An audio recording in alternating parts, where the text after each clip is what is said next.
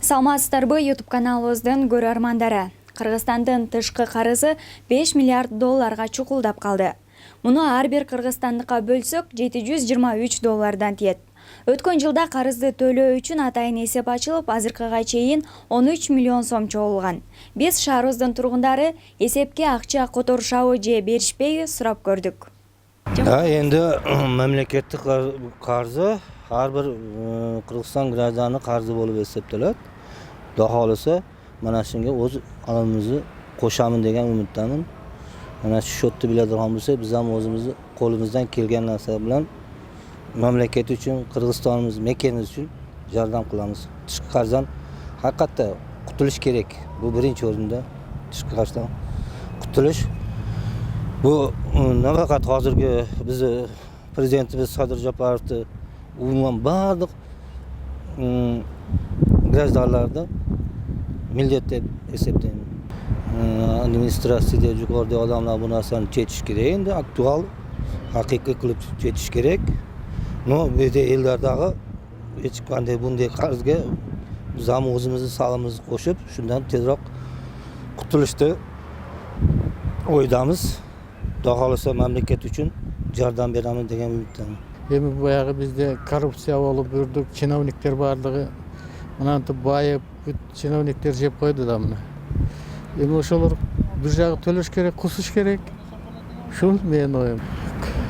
Мисалы үчүн мына качып кеткен бир жаш жигит премьер-министр болду. Бишкектин мэри мына качып кетти кече 5-октябрда тополоңдо.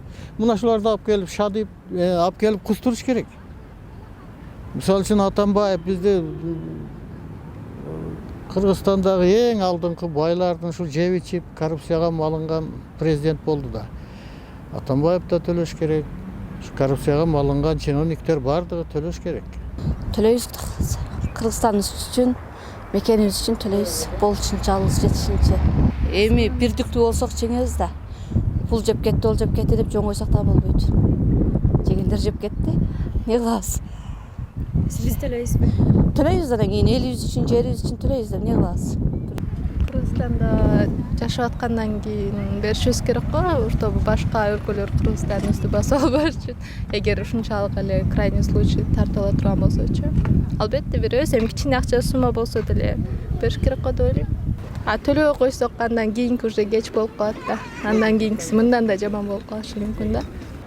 Но внешний долг, не знаю, навряд ли. Ну, это как бы получается, не граждане же виноваты, то, что у нас есть внешний долг. Это в первую очередь политики, они виноваты. Ну, тот же Атамбаев, тот же Жээнбеков. Вот, я такого мнения, да. Вот. Сначала должны они что-то сделать, а потом уже народ подключится. А если так, ну, народ будет выживать сам, то зачем нам правительство? Мекенибиз үчүн карызбыз. Биринчиден, топурак үчүн, колубуздан келишинче топурак үчүн бергенге аракет кылабыз. Колубузга жетпесе дагы топурактын акысын бергенге аракет кылабыз. Эми жаран катары эгер ушунчалык муктаж болуп атса кошобуз да, кантип эле кошпойлу. Муну биринчи жана чоңдор ойлонуш керек, байлар ойлонуш керек. Өзү карапайым эл, бизге окшогон эл. Ушунчалык муктаж болсо кошот. А биздин чоңдор кыймылдайбы, Кудай билет аны. Акча кошосузбу же кошпойсузбу? Кошом. Если ачылган болгон болсо муну уккан эмес бул темадан. Карзы да это считается полный биздин общий карзыбыз да. Ким жеди, ким жеген жок, аны президент чечиш керек да, негизи ким президент карап аны до конца изилдеп ошону. А бирок мен которууга даярмын, неге дегенде акча жагынан Кудайга шүгүр.